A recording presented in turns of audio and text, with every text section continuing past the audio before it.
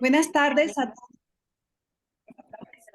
Buenas tardes a todas y todos, sean bienvenidos a la mesa de discusión Configuración del Sistema de Partidos, coordinado por el doctor Godofredo Vidal de la Rosa y una servidora, Laura Valencia Escamilla, a fin de abrir un espacio de discusión y diálogo en torno al contexto en el que se desenvuelve el sistema de partidos en la actualidad, su reconfiguración, el papel del nuevo actor político dominante, el embate que enfrenta a la oposición, el cambio en las reglas del juego, las tendencias del voto electoral y las expectativas sobre las próximas elecciones en el país. Para el doctorado en Ciencias Sociales, es un placer darle la bienvenida a la comunidad universitaria de las instituciones participantes en esta mesa de diálogo. El Colegio de Jalisco, a la Universidad de Ciénaga del Estado de Michoacán de Ocampo y, por supuesto, a la Universidad Autónoma Metropolitana Unidad Xochimilco. Les agradecemos mucho formar parte de este diálogo. Por supuesto, estamos muy agradecidos con los destacados miembros de estas instituciones que nos acompañan el día de hoy para compartir sus valiosas aportaciones a esta mesa de discusión. A los doctores Javier Rosiles, Juan Pablo Navarrete, Alberto Arellano, Juan Reyes del Campillo y por supuesto al doctor Godofredo Vidal de la Rosa, quien hizo posible la reunión de todos este pensamiento. Muchas gracias y bienvenidos a todos. A continuación, daremos una breve semblanza de los perfiles académicos de nuestros invitados. El doctor Javier Rosiles Salas es maestro y doctor de estudios sociales con la especialidad en procesos políticos por la Universidad Autónoma Metropolitana, Unidad Iztapalapa. Licenciado en Ciencias Políticas y Administración Pública por la Universidad Nacional Autónoma de México. Actualmente es profesor e investigador de tiempo completo en la Universidad de la Ciénaga del Estado de Michoacán de Ocampo y es miembro del Sistema Nacional de Investigadores Nivel 1, profesor de instituciones como la UNAM y la Universidad Pedagógica Nacional.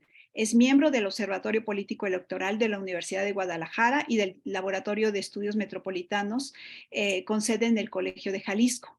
Entre sus más recientes publicaciones se encuentran El poder de la mayoría, la Cámara de Diputados en la primera alternancia de izquierda y los diques al tsunami Morena, la elección de 2018 en perspectiva local. El doctor Juan Pablo Navarrete Vela es doctor en estudios sociales con especialidad en procesos políticos por la Universidad Autónoma Metropolitana, Unidad Iztapalapa. Es profesor investigador titular B de tiempo completo en la Universidad de la Ciénaga del Estado de Michoacán. Realizó su estancia de investigación en el doctorado en Gobierno y Políticas Públicas en la Universidad de Costa Rica. Es miembro del Sistema Nacional de Investigadores Nivel 1 y su más reciente libro es 30 años del Partido de la Revolución Democrática, Desarrollo y Balance Electoral. El doctor Alberto Arellano Ríos es profesor, investigador del Colegio de Jalisco, doctor en Ciencias Sociales por el Centro de Investigaciones y Estudios Superiores en Antropología Social.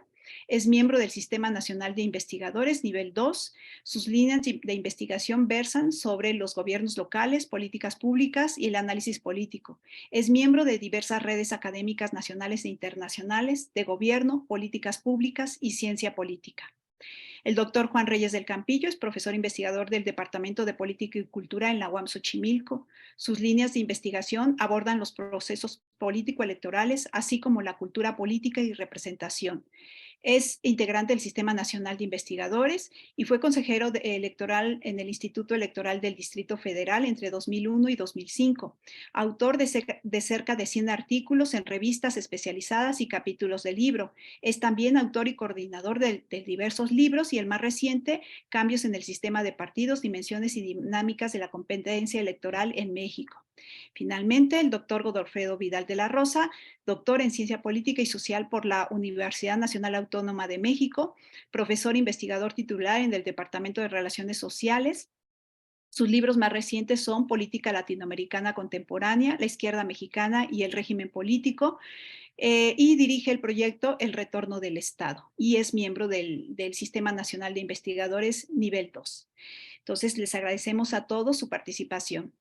De acuerdo con el programa de la mecánica de participación, será de 15 minutos para cada uno de los ponentes. Cuando se llegue un poquito antes del tiempo, les enviaré un mensaje por Zoom para mencionarles que el tiempo está por concluir. Al final tendremos la sesión de preguntas y respuestas, por lo que se invita a los participantes en el Facebook Live a enviar sus cuestionamientos y sus preguntas.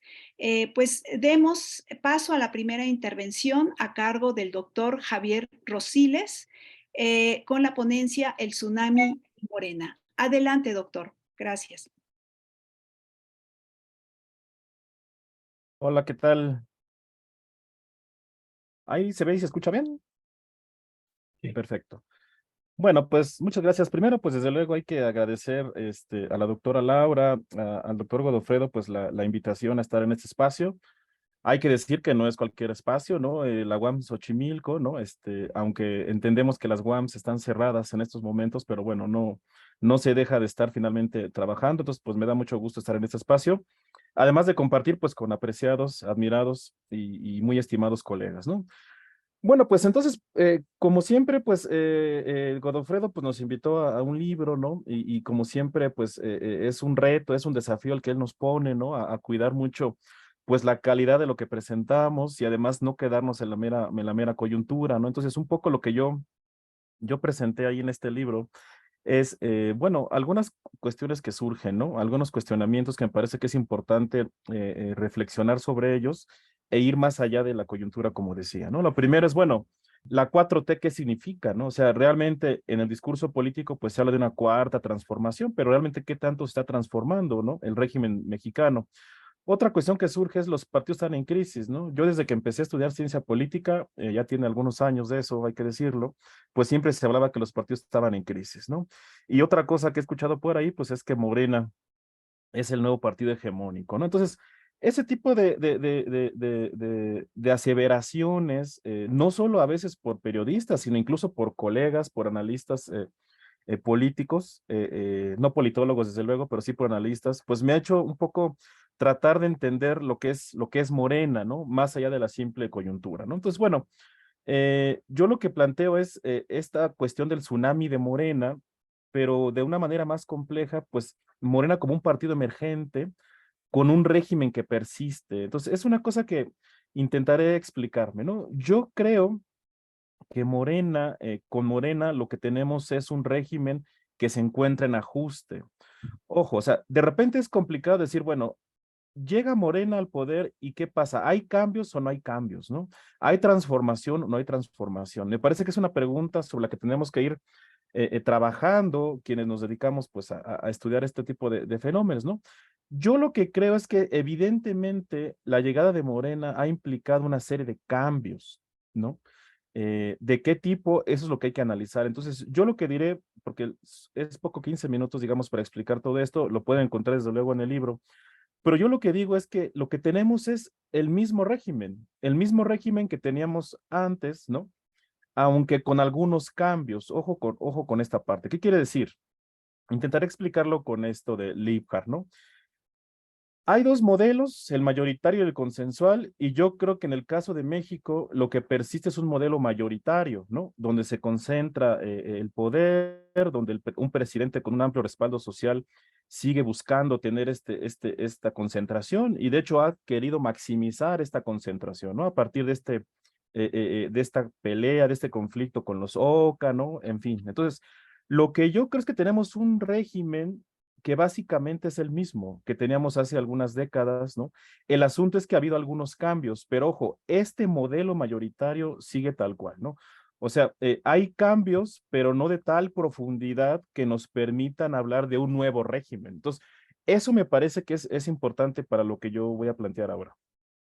Y ya les decía, he escuchado mucho esto de que Morena es el nuevo partido hegemónico, ¿no? Entonces, esto pues quienes nos dedicamos a la ciencia política pues no puede ser, porque si uno revisa la definición clásica de Sartori, no es que Morena no quiera ser un partido hegemónico, ¿no? Y a lo mejor a López Obrador le encantaría, pero no se puede, simplemente porque las condiciones del sistema político, del sistema de partidos, pues ya no dan, ¿no? O sea, el partido hegemónico requiere que no haya competencia, ¿no? Y entonces, a querer o no, pues sí tenemos competencia, tenemos incertidumbre. Ahorita mismo, ¿no? Quizá algunos pensamos que el Estado de México lo va a ganar Morena, que Coahuila lo va a ganar el PRI, pero ciertamente hay incertidumbre. O sea, no podemos establecer con claridad, como se hacía antes, ¿no? ¿Quién va a ganar? Entonces, me parece que hablar de partido hegemónico es un error que hay que ir revisando, ¿no?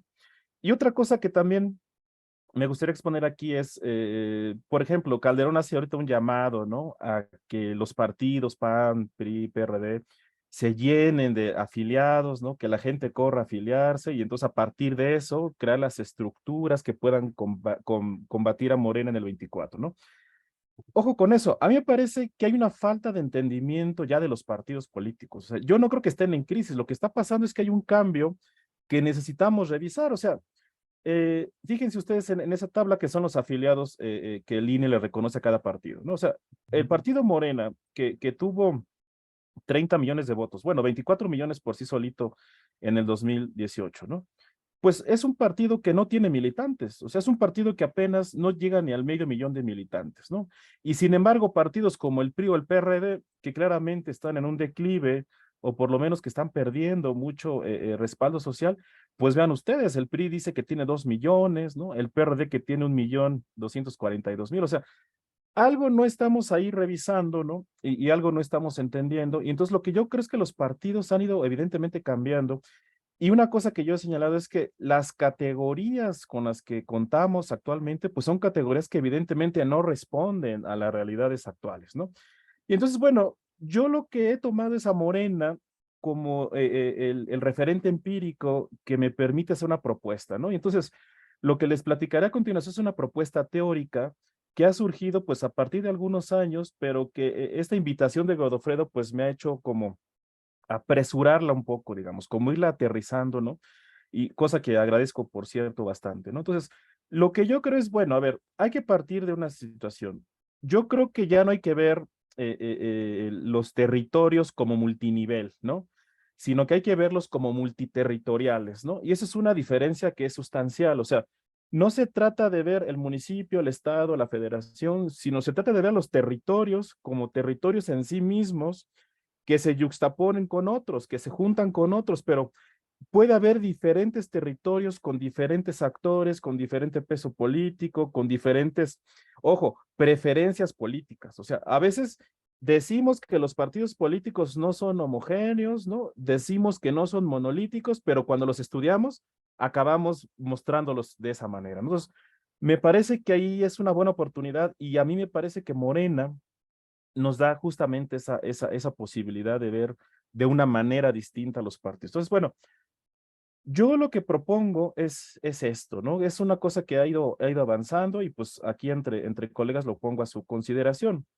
Yo creo que hay que considerar tres niveles para esta propuesta que les planteo, ¿no? Primero, en un nivel macro, o si quieren un círculo más amplio, una cosa que hay que considerar es este entorno de cartelización de los partidos políticos. Este entorno de cartelización de los partidos políticos permite esto que voy a llamar yo como los partidos de ensamble multiterritorial, ¿no? Es decir, los partidos como un cartel, ¿no? En el que ya no hay realmente diferencias entre uno y otro. Entonces, este contexto es el que permite en un nivel medio lo que yo he llamado las élites postergadas y las estructuras de ensamble, ¿no? Esto es una propuesta que yo pongo en la mesa en el entendido de que, a ver, tenemos partidos sin militantes que tienen que llenarse con estructuras de ensamble, ¿vale? Y estas estructuras de ensamble, ¿en qué consisten? Es una cosa diametralmente distinta a lo que conocemos de los partidos. Son estructuras que responden a liderazgos, a grupos políticos y no necesariamente al partido. Y responden al partido de manera temporal, ¿no? Esa es lo que yo estoy proponiendo. O sea, no podemos pensar en categorías, por ejemplo, con los partidos de masas, por ejemplo, en el que el militante se registraba y toda la vida se pasaba ahí defendiendo a ese partido, ¿no? Y tampoco podemos pensar en grupos políticos que permanecen por mucho tiempo en un partido político. Yo lo que creo, por lo que he estado observando, es que esto está cambiando y lo que tenemos son esto que yo le llamo estructuras de ensamble, ¿no? O sea, son este capital político que varios liderazgos, varios grupos van conformando, van integrando, y ponen al servicio de los partidos políticos. Y entonces, ante este contexto de cartelización, pues no es tan complicado que esa estructura hoy apoya al PRI, mañana Morena y después podrá apoyar al PRD, ¿no? Ese cambio es un poco lo que yo he estado ahí investigando, ¿no?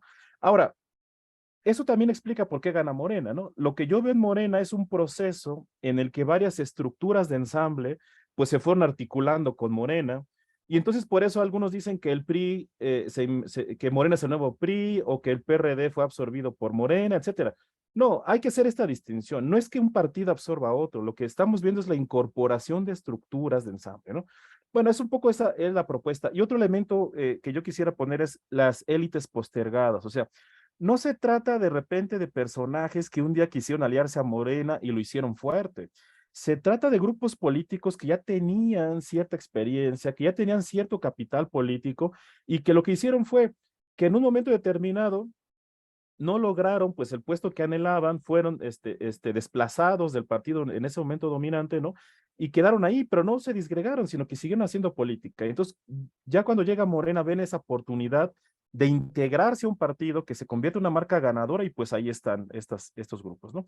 Eso explica varias cosas. Explicaría por qué crecimiento de Morena, que muchos lo vieron como un tsunami, ¿no?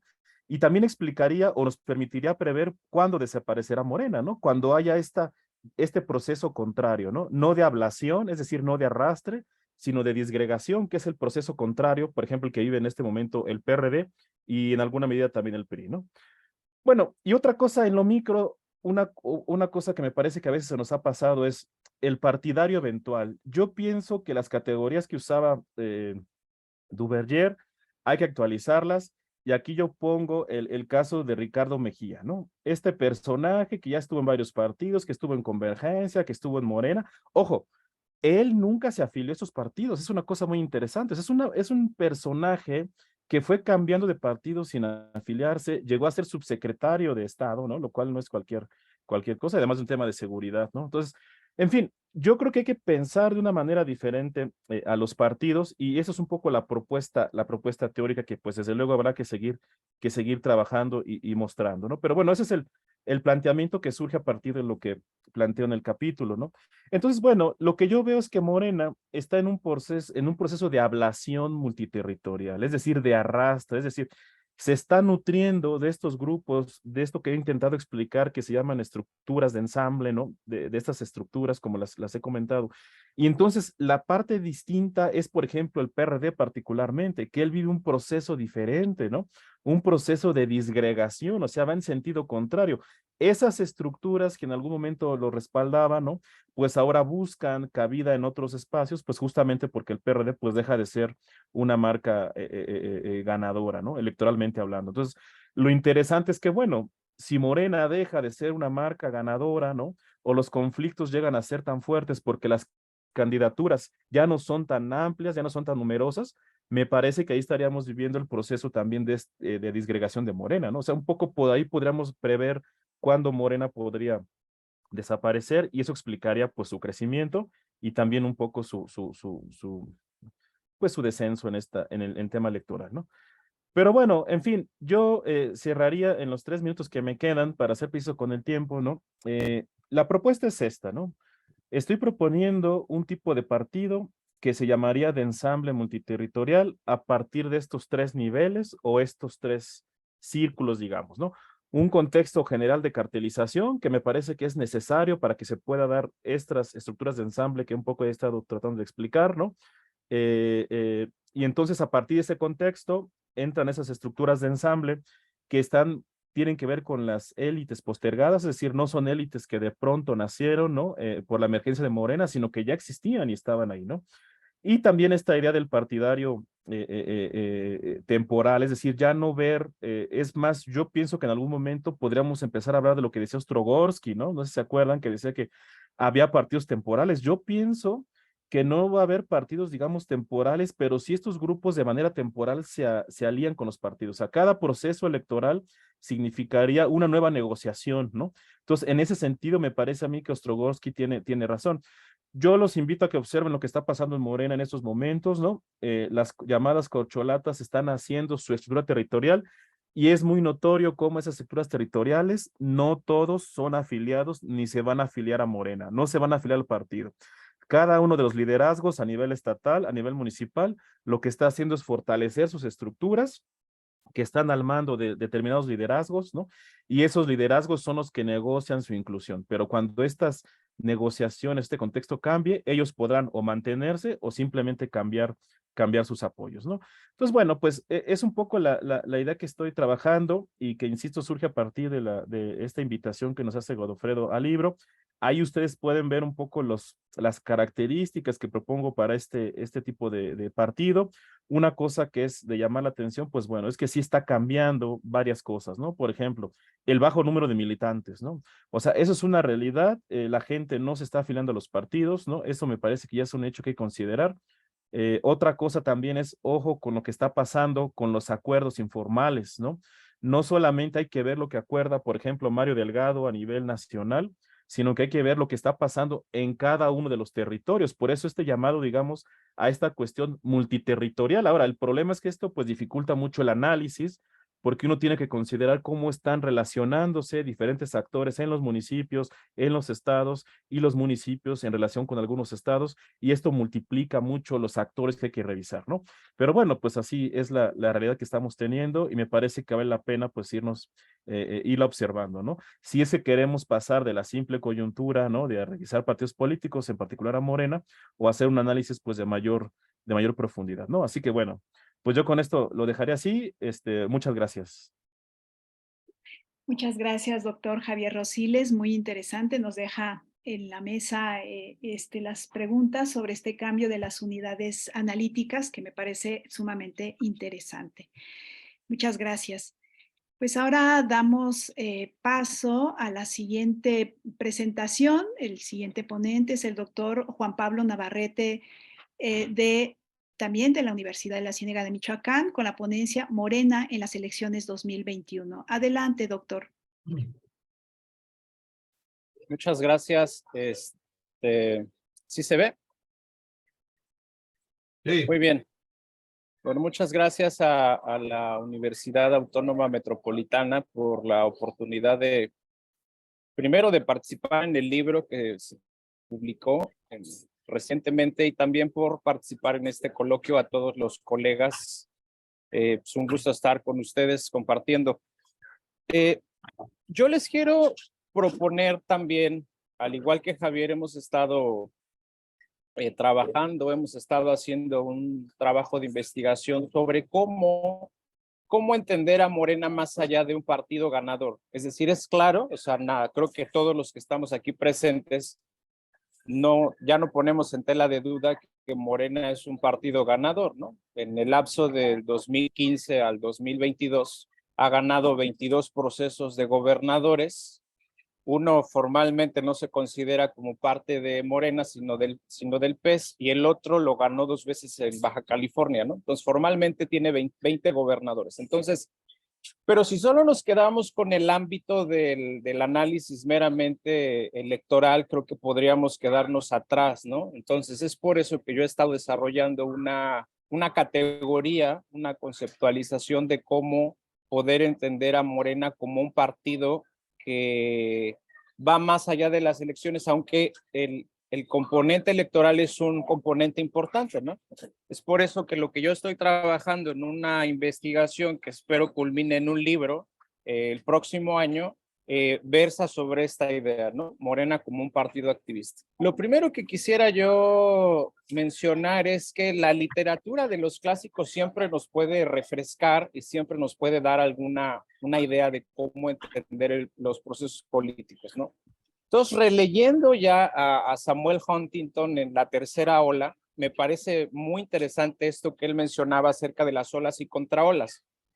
Desde luego, y con sus dimensiones guardadas, desde luego él está hablando del paso de los regímenes democráticos a las dictaduras y viceversa, pero esa parte de entender una ola como un movimiento y la contraola como un proceso de resistencia es lo que por lo menos nos hace pensar que en este momento lo que estamos viendo con victorias continuas y constantes de Morena, lo podríamos entender como olas electorales del partido gobernante. Y esto al releer a Panebianco, porque, por ejemplo, en los primeros años del 2014 al 2018, cuando Morena no había ganado ningún gobernador, lo que podíamos ver es que la literatura que estábamos consultando y revisando era de cómo entender a Morena como un partido opositor. Pero una vez que llega al poder, gana el Ejecutivo y comienza a ganar gradualmente gobiernos estatales, pues el propio Panebianco nos da la guía, ¿no? El siguiente capítulo de partido opositor en su libro Modelos de Partido es el del partido gobernante. Entonces, Morena actúa como eso, ¿no? Yo les invitaría a darle una nueva lectura al capítulo de Panebianco como partido gobernante, porque ahí dice qué es lo que hace, cómo utiliza, cómo se aferra el partido en el poder para no perder precisamente ese poder. Y entonces, regresando a lo de Huntington, entonces tenemos contraolas que yo he denominado opositoras, ¿no? Es decir, la capacidad de resistencia de los partidos opositores, aunque ahora hemos visto más olas electorales gobernantes que contraolas opositoras. Bueno, eso me lleva a la siguiente propuesta conceptual. También es, mucho se dice, mucho se escribe, no solamente en los medios periodísticos, incluso también en el medio académico, que estamos en medio de un régimen con rasgos autoritarios, con deslizamientos autoritarios, y de ahí que sea bastante interesante el concepto de resiliencia democrática. Ok, pero entonces, ¿cómo utilizar ese marco teórico sobre la resiliencia democrática para analizar a un partido como Morena en este momento? Entonces, de ahí me di a la tarea en las últimas semanas hacer alguna clasificación de la capacidad de resistencia que se puede enfrentar en medio de un régimen con características democráticas y con unos elementos de gobierno que parecieran ser autoritarios. Eso es toda una discusión que no tenemos el tiempo para desarrollarla aquí. Lo que sí es que lo que yo propongo es que podamos tener tres diferentes capacidades de resistencia o resiliencia democrática de acuerdo a la capacidad que tiene la oposición frente al partido en el poder. En ese sentido, hay una alta resiliencia democrática y esto no va a terminar porque el partido en el gobierno hace lo que quiera ni porque la oposición se desmorona, sino porque la alta capacidad de resistencia es que la oposición tiene la capacidad de bloquear iniciativas constitucionales, es decir, sí puede, o sea, sí puede tener la fuerza la oposición y entonces ahí hay una alta capacidad de resistencia a este partido que parece invencible. Ahora, yo lo uno no solamente en términos de la capacidad legislativa, sino también en la capacidad de ganar elecciones. Para tener una alta capacidad de resistencia, yo propongo que la oposición tenga la capacidad de ganar por lo menos el 66% o 2 de 3 de las elecciones en disputa, lo cual, por ejemplo, no hemos visto en los últimos años, ¿no? La oposición en 2021 ganó solo 4 de 11 y en 2022 en las elecciones pasadas solamente pudo ganar 2 de 6. En ese sentido, aquí lo que podemos ver es que podemos jugar con esas diferentes, de estos diferentes momentos y escenarios y no decir solamente que porque la oposición gana o pierda, pueda el régimen político estar por desmoronarse, ¿no? Entonces, la capacidad media y la capacidad baja tiene que ver con esta capacidad de bloquear reformas, por ejemplo, reformas legales, pero también ganar un poco de más elecciones, o en el caso de la última, en donde hay una baja resistencia de resiliencia democrática, es que la oposición solamente puede ganar el 33%, 1 de 3 de las elecciones en disputa, que sería más o menos los rasgos que hemos visto en las últimas elecciones, tanto en el 2021 como en el 2022. Bueno, es algo que estoy desarrollando, es algo que voy a estar discutiendo, revisando todavía, y ojalá pudiéramos encontrar algunos comentarios, sugerencias, críticas sobre esta clasificación. Bueno, la otra, regresando a lo de Morena como un partido activista, lo que yo encuentro es que hay diferentes dimensiones. Desde luego, ¿cuál es la dimensión en torno a la cual gira Morena como partido? Pues desde luego tiene que ver con el liderazgo de Andrés Manuel López Obrador. Es decir, es claro, pero aquí encontramos por lo menos dos momentos diferentes. Una, Es decir, el liderazgo carismático de López Obrador domina, impone desde su faceta y desde su dimensión como presidente de la República. Impone agenda, impone qué hacer, impone sus proyectos de infraestructura. Pero es curioso porque cuando se trata de la dimensión electoral, aquí es cuando vemos un liderazgo carismático más pragmático, ¿no? Más abierto, capaz de recibir a cualquier personaje o capaz de mantener a cualquier personaje como Bartlett en la CFE, cuando todos sabemos su origen priista, etcétera, ¿no? Entonces, un partido activista gira alrededor del líder carismático. La otra es que al revisar diferentes literaturas, yo encuentro que un partido activista busca sobre todo objetivos electorales, es decir, es un partido que se volca por ganar elecciones. Empíricamente lo podemos sostener, es decir, Morena ha sido un partido altamente rentable en esta segunda etapa, más no en la primera. En la primera de 2015 al 2017, después de 24 procesos electorales, Morena no ganó ninguno, no ganó ningún gobernador. No es hasta que le da un giro a esta parte de formar coaliciones, incluso con aliados que no eran necesariamente de izquierda, que vemos que la apuesta electoral empieza a dar resultado. Entonces, es la segunda dimensión. La primera es la de liderazgo, la segunda es que sobre todo busca ganar elecciones. La tercera, y esto es bien interesante porque la tercera dimensión que yo construyo en torno al partido activista es que es un partido que está en campaña permanente. Solo basta ver lo que hizo hace un par de días Marcelo Ebrard en la toma de campaña de Delfina, ¿no? Es decir, diciendo con la gorra de Morena vamos a ganar y todo comienza con el Estado de México.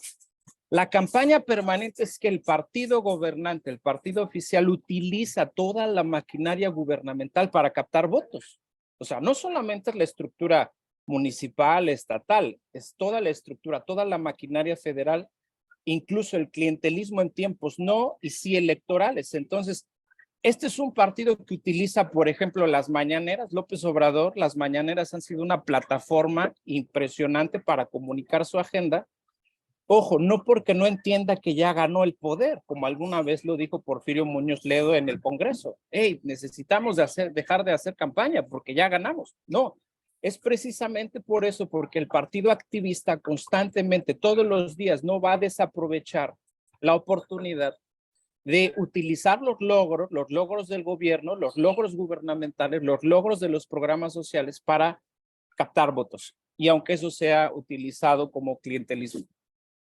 Las otras dos dimensiones de este partido activista tienen que ver, desde luego, ya lo expliqué en mi participación anterior sobre la imposición de la agenda y imponer un discurso, imponer recursos retóricos, símbolos, y también el combate a la corrupción ha sido una marca distintiva de este partido activista desde el poder, ¿no? Eso no significa, los que estamos aquí lo sabemos, que el combate a la corrupción necesariamente esté ocurriendo. Tenemos el escándalo del director de Segalmex, ¿no? Por una cantidad importante de millones, pero a fin de ser una parte del propio discurso y de la propia campaña, es parte de lo que el partido activista no dejará de mencionar, que se está en constante combate contra la corrupción. Y ya para ir cerrando, hay una tendencia, ¿no? No una tendencia solamente de Morena como partido opositor, sino es una tendencia que por lo menos desde el 2018 al 2023 la hemos estado viendo que ha imperado, no solamente en Morena, sino en los partidos de oposición, en tanto las coaliciones, ¿no? Es decir, en 2018 vimos la primer coalición entre el PAN y el PRD para la presidencia. En términos de ayuntamientos, en términos de gubernaturas, en décadas pasadas ya habíamos visto que se habían realizado coaliciones entre estos dos partidos, ¿no?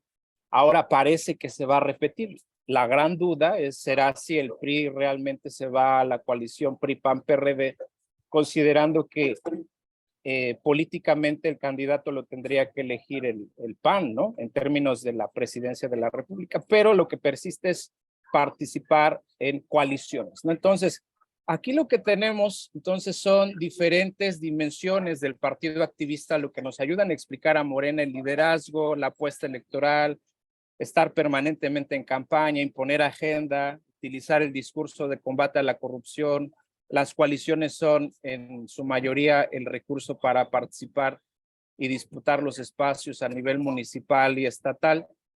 Y finalmente, Morena es un partido que no es ambiguo respecto de su agenda social.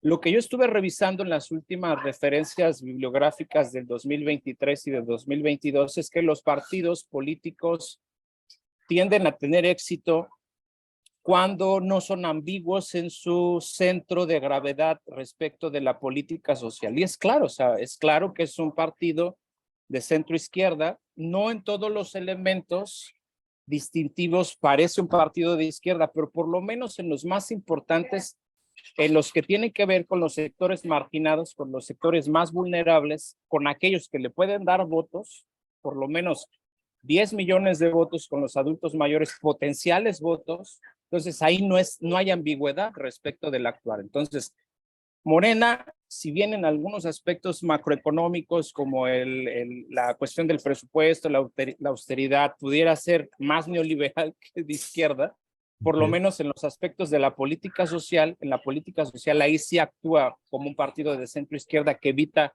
la ambigüedad. Y las últimas referencias que también estuve revisando sobre el éxito de los partidos políticos en referencias recientes es que es un partido que capacita a sus activistas.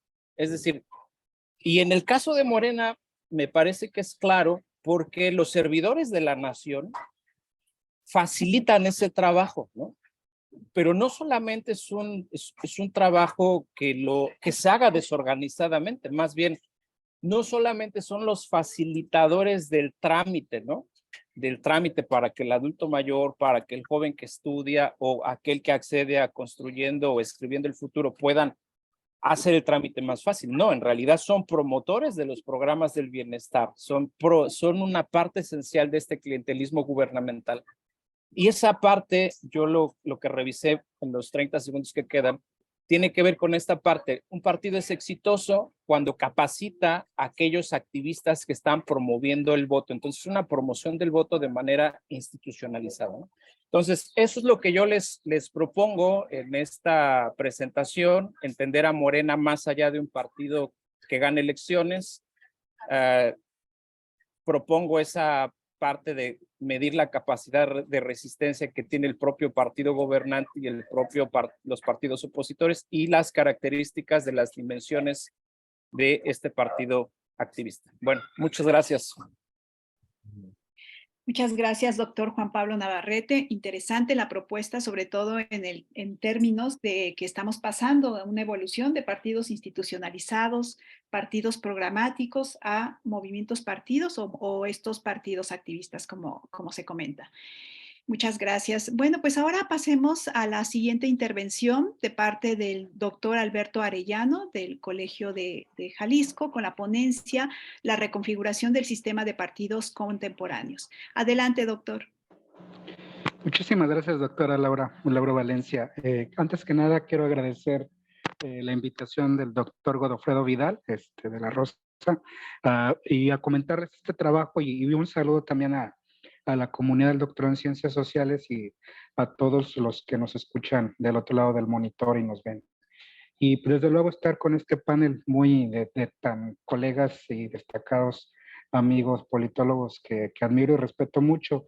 Y lo que yo les vengo a platicar, a plantear, a trazar, básicamente responde pues a lo que hace un par de años el doctor Vidal de la Rosa nos invitó en esta obra muy amplia, es una obra colectiva, creo que pionera, de las primeras que se trataron de cuestionar algo que realmente pues este gobierno en particular nos puso a trabajar y nos traía salto de mata, como se dice coloquialmente, de saber si había o no había o se proponía esto, lo que Javier decía, si es un elemento discursivo o no, pero el trabajo académico era ver si existía o cómo se daba, en qué grados o en qué matices aquel cambio de régimen político como tanto se anunció, ¿no? Entonces, en lo particular a mí la invitación que agradezco mucho, sobre todo porque después de que en su momento cumple una fase, un momento, se plasman las ideas, el texto sale publicado,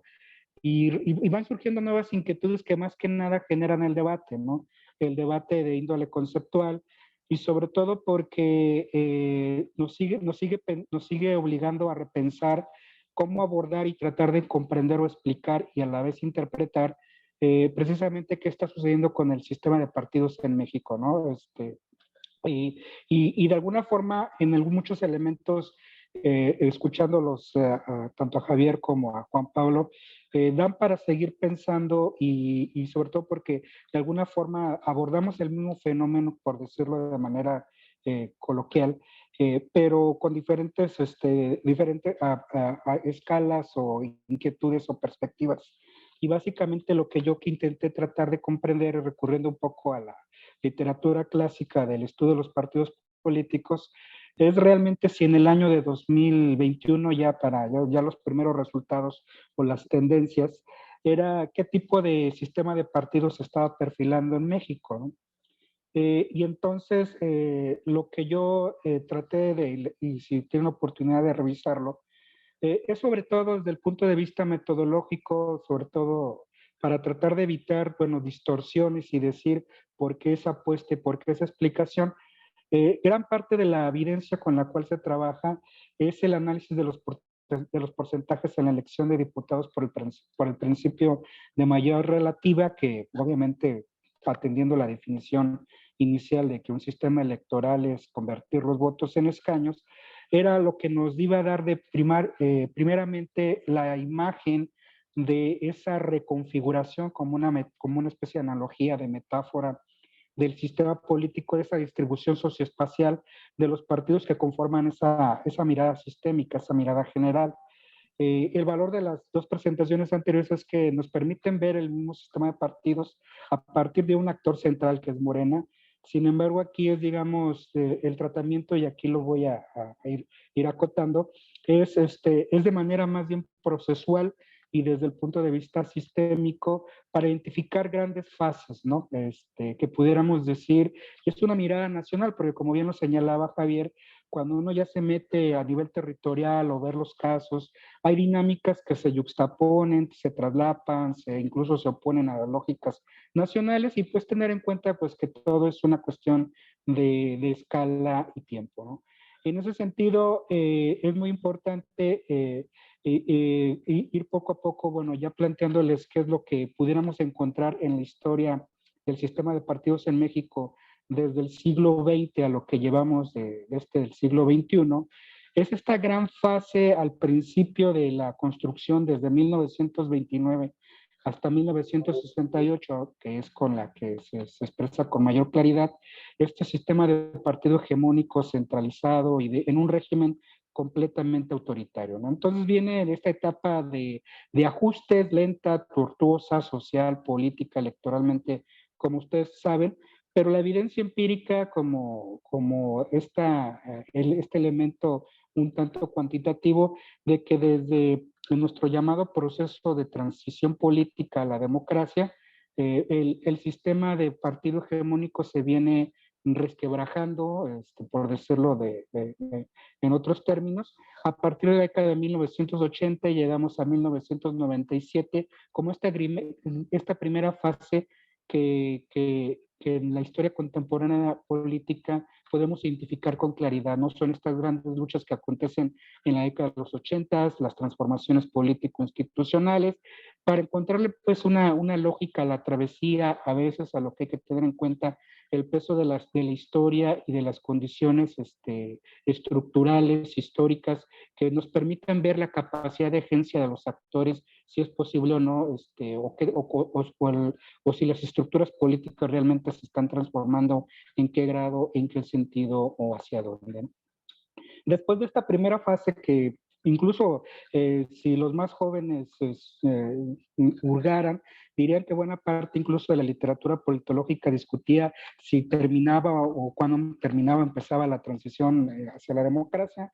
1997 es una fecha icónica, como ustedes saben, por la pérdida mayoría de la mayoría de la Cámara de Diputados por parte del PRI, y entonces, y se espera pues en el año 2000, pues como esta cerecita del pastel, el arribo de Vicente Fox a la presidencia de la República, ¿no? Pero por cuestiones heurísticas, desde 1997 hasta el año 2018, como un corte temporal, aunque Juan Pablo bien lo ha rastreado con un ojo más clínico, pues que obviamente no es fortuito que ahorita nos gobierne Morena, pero porque desde 2014 se viene dando este crecimiento electoral del partido al que pertenece el presidente de la República, o que más bien funda y a veces es más grande que la misma institución, pues inicia una tercera etapa que precisamente era el tema de debate, la del 97 al 2018. Todo mundo, y la asumimos en el texto que los invito a leer y abierto a los comentarios, a las críticas, es que lo conocemos como el comúnmente periodo del régimen de la transición política, ¿no? Que obviamente se identifica con estos tres grandes partidos tradicionales, PRI, PAN, PRD, y que de alguna forma pues se explica pues toda una dinámica y una etapa en la historia política, en la historia del sistema político mexicano. De 2018 a la fecha, entrábamos como esta etapa de reajuste en la que precisamente es un tanto de índole conceptual, porque precisamente como, es un valor realmente que tratar de escapar un tanto a la coyuntura, a la inmediatez, pero también eso nos dice que hay que saber leer con exactitud los ritmos y los tiempos de la política y los tiempos y el peso de la historia, porque en un primer acercamiento, y les decía, les voy a trazar a grandes rasgos el contenido del texto para que al final, después de que se publica el texto, queden como más inquietudes para seguir reflexionando precisamente a la gran pregunta que era esa que motivó la obra colectiva de si hay o no un cambio de régimen político, es precisamente que el debate se termina con las categorías de la ciencia política clásica, de si había un sistema de partido dominante, o no, si había un partido dominante o no en el sistema de partidos, ¿no? Entonces, eso era lo importante de la obra, con una cuestión un tanto más de divulgación, de un ensayo académico, pero precisamente que aborde una situación presente que es producto del pasado con, sin ser futurólogos, con plantear posibles escenarios o grandes tendencias, ¿no? En ese sentido, la idea de reconfiguración nos lleva a la metáfora del desplazamiento, del movimiento al interior del sistema de partidos, y en una historia de mayor data, de mayor larga duración, como bien lo señalaba Javier, pues uno desde que está estudiando ciencia política en estos términos, siempre he escuchado la palabra crisis de los partidos políticos, ¿no? Entonces, yo no sé hasta qué punto más bien sería la discusión orden y cambio, o cambio y orden, porque precisamente, y en qué sentido la crisis de los partidos ahora del siglo XXI, como dicen otros autores, ya es precisamente la crisis de la democracia misma, ya no tanto de los propios partidos políticos, porque en ciertos momentos se aceptaba que la existencia de los partidos políticos con el nacimiento de la democracia representativa, pues eran un mal necesario, tenía una particularidad de ser funcional al sistema, había una explicación sociológica,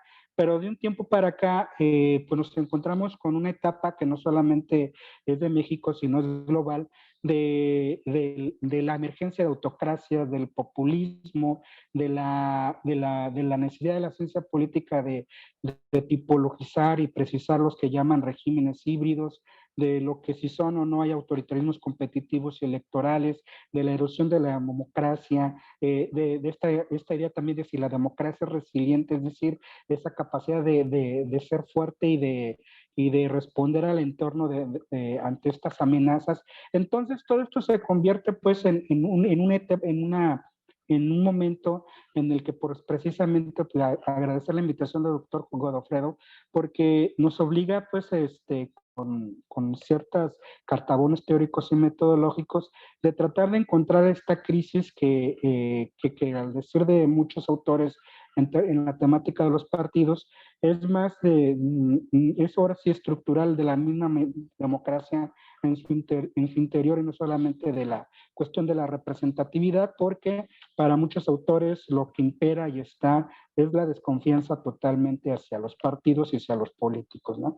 Pero ya entrando un poco de lleno al trabajo, les comentaba que en esta idea de rescatar pues la teoría clásica, como ustedes saben, y que nos escuchan en el mundo virtual, hay tres formas de estudiar los partidos en términos generales, ¿no?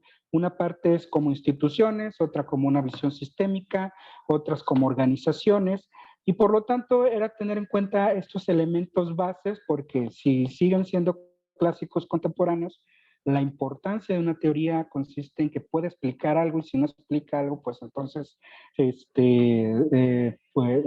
no se estaría haciendo o aspirando a hacer ciencia social. Entonces era retomarlos para en esas cartabones tratar de ver estas situaciones un tanto contradictorias, en las que un elemento muy, muy claro es que hay un sistema político en transformación. Eso es innegable. Entonces toca a la comunidad académica identificar en qué grado, en qué sentido, hacia dónde, y entonces desde una perspectiva de agencia, de estructuras, hacia dónde y cómo se desplazan estas fuerzas políticas en un espacio social, ¿no? En este sentido de redefinición, y les decíamos que, por ejemplo, desde la mirada nacional, se pueden matizar algunas observaciones de que si es un tsunami, que como bien lo señalaba también Javier, desde el punto de vista regional hay diques, hay enclaves, hay lógicas de partidos regionales, bueno, uno que es de Jalisco le queda muy claro, cuando uno estudia Jalisco, ver que Movimiento Ciudadano es lo que es a nivel nacional, no es gratuito, es un proceso desde por lo menos quienes estudiamos el sistema político local desde 2012, 2014 y previamente 2008. Y entonces se va dando estos procesos en los que precisamente en esta idea que el texto se queda a lo mejor yo le traté de precisar de que no era una argucia narrativa, o sea, obviamente en los cartabones de la teoría clásica se mencionaba si estábamos en ese momento, porque era la idea más fuerte en el 2021, y a partir de los resultados del 2018, si iba a establecer un sistema de partido dominante, pues la respuesta con base en el principal teórico de los partidos, que era Sartori, pues que no, que necesitábamos 2 o 3 procesos más para ver si había un sistema de partido predominante. A lo cual, como ustedes ven, las coyunturas nos dicen que a lo mejor pues lo que tenemos es un partido dominante o mayoritario en el sistema de partidos. Por eso les decía que parece una argucia narrativa, pero es como tratando de matizar algunas de estas ideas, ¿no? Pero lo más importante, a partir de lo que queda, de lo que queda en el tintero, ya para ir concluyendo y cerrando esta primera intervención, es yo creo que uno de los grandes problemas de cómo ir poniendo esto que está surgiendo en la coyuntura, en el acontecer, es una parte muy importante de la literatura sobre partidos políticos, tiene que ver con la aspiración completa o no de institucionalización. Cuando en Morena lo que vemos, por un lado, esto es tener un líder máximo, con estas características que ya nos señalaron previamente, con carisma, pragmático, pero que corresponde pues a una cultura priista de la década de los 70, pero también tenemos a una amalgama de un partido cuya experiencia la hemos tenido en el perredismo, y esta existencia de grupos, facciones y tribus, en los cuales pues pareciera ser que el escenario es que Morena no se va a institucionalizar, si hacemos caso pues a la historia, ¿no? Y a la experiencia incluso en que también Andrés Manuel ha tenido como dirigente del Partido de la Revolución Democrática, es como un posible escenario, a lo mejor el más probable. Y si a eso le atribuimos que no le gustan las reglas, los procedimientos, entonces lo que se está conformando a nivel ya digamos de de esta visión en la que estamos en una expectativa muy amplia, es que la oposición también al mismo tiempo juega en esta lógica de grandes bloques en el que se aglutina para estar en contra del enemigo común. La idea al final, creo que con esto cierro, es que en estas discusiones del régimen político, aunque es importante el sistema de partidos, el elemento central no es precisamente el sistema de partidos en sí, sino estos elementos coyunturales, informales, de prácticas, que precisamente están cuestionando algún avance, aunque se tenía de manera tenue, en que se estaba construyendo una institucionalidad más o menos sólida, y que por lo tanto categorías como desinstitucionalización, realineamiento, cartelización, esta idea también de lo que hay incluso con claridad lo salió hoy en la prensa, que la partidocracia se opone a que en el asunto pues de limitar al Tribunal Electoral del Poder Judicial de la Federación, de vigilar pues, su vida interna, pues entonces nos coloca en que en algo los sujetos y los actores políticos se ponen de acuerdo en lo esencial que es defender sus intereses, ¿no? Y entonces esta es la travesía de establecer estos grandes momentos históricos, estos temas de debate de índole conceptual y este elemento también de precisar en qué grado, en qué temática, en qué áreas realmente de políticas públicas, de gobierno o de elementos del régimen político en estructuras de autoridad, reglas de juego y la comunidad política en términos de Morlino, existe o no este cambio de régimen político como lo planteaba, ¿no? Entonces yo con esto concluyo agradeciendo la amabilidad de su escucha y quedo atento a las preguntas o las inquietudes que nos quieran plantear el público. Muchas gracias, doctor Alberto Arellano. Interesante la visión, sobre todo porque, bueno, pues estamos en una tercera alternancia que también forma parte de esta línea de tiempo que bien nos comenta. Agradecemos mucho su participación. Ahora le damos la bienvenida al doctor Juan Reyes del Campillo, quien es el siguiente ponente de la UAM Xochimilco con la ponencia El nuevo sistema de partidos. Adelante, doctor. Muchas gracias, Laura. Agradezco también a Godofredo y la verdad me da muchísimo gusto poder compartir esta mesa, pues al menos con dos colegas, ¿no? Ahora colegas que fueron mis alumnos y la verdad es que los he visto crecer académicamente de una manera maravillosa y de entrada los felicito. Alberto lo conozco por lo que ha publicado, sobre todo en este libro de la 4T que coordinó Godofredo Vidal. Bien, dicho esto, yo plantearía, bueno, que mi visión sobre el sistema de partidos, yo voy a hablar del sistema de partidos, no trataré de no hacer tanta referencia a los partidos como acaban de hacer mis colegas, desde la perspectiva sistémica, desde luego, ¿no? Se habla mucho, pues, hay muchos conceptos y aquí recupero un poco lo que decía Alberto Arellano. Hay muchas categorías que para mí se vuelven dudosas, ¿no? Yo creo que está bien, hay que ponerlas en duda en este momento. No nos sirven tan fácilmente, hay que ser muy estrictos con las categorías y me parece que eso es muy bueno. Ahora, también hay algo que a mí me llama mucho la atención. Por ejemplo, muchos colegas también, académicos connotados y conocidos, se están refiriendo mucho a la erosión democrática. Y bueno, uno de sus argumentos para ello es decir que ha habido una disminución del pluralismo o del pluripartidismo en México. ¿Y esto por qué? Porque dicen, con lo cual no estoy de acuerdo, que el conformarse un par de coaliciones, de grandes coaliciones, pues se disminuyen las alternativas para los electores. Bueno, me parece que es una cuestión que hay que discutir, que hay que profundizar. Desde luego, hay otras más, pero no está ya en la idea de entrarle. Lo cierto, todos lo sabemos, tal vez sea un lugar común decir que con la elección del 18, el sistema de partidos mexicano que surgió de la transición se colapsó, ¿no? Bueno, efectivamente es un lugar común en este momento, pero yo creo que ese tripartidismo que se forjó desde 1994 y digamos todo el periodo de la transición, de alguna manera tenía, si bien un formato pluripartidista, ¿no?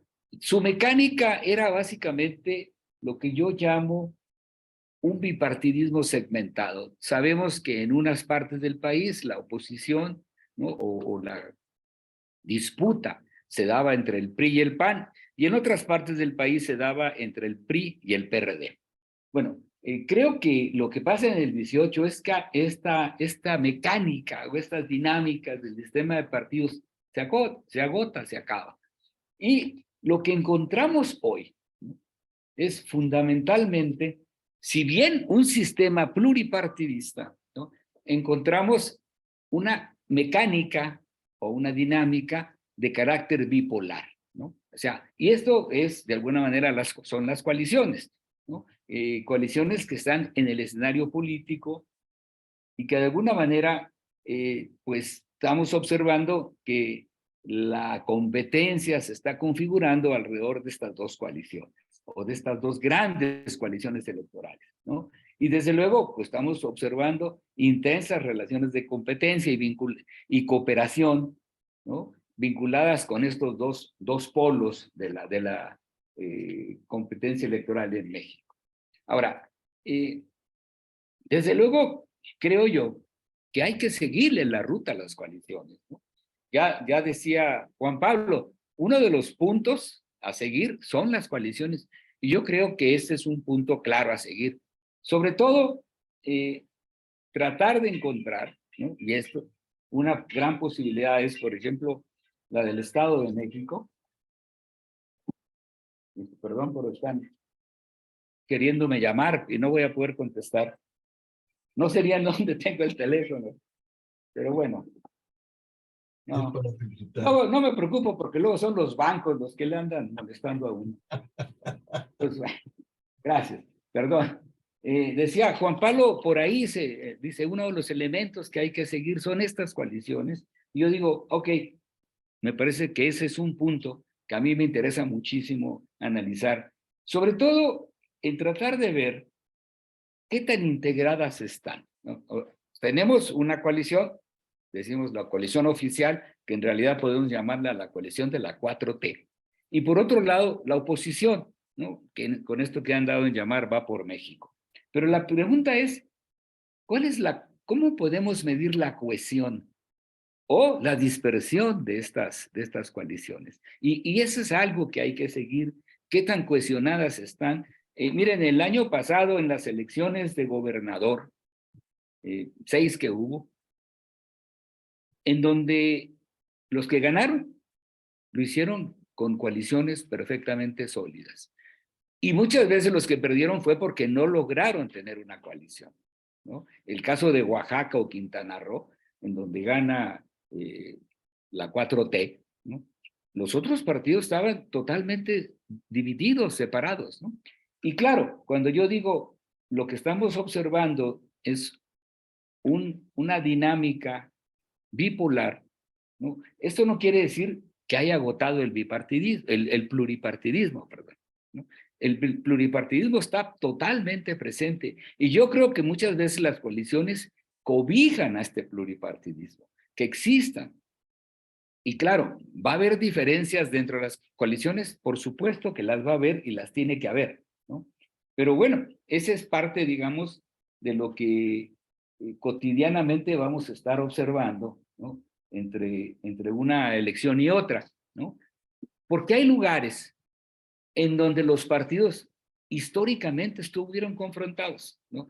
Y por eso vamos a observar que muchas veces, pues, Va por México no alcanza a tener una fortaleza o una cohesión, porque hay una ruptura histórica en ciertos territorios, en ciertos escenarios, entre el PRI y el PAN, ¿no? Y esto es algo que debemos entender y que no va a ser fácilmente superado, ¿no? O sea, esto desde luego tiene que llevar tiempo, ¿no?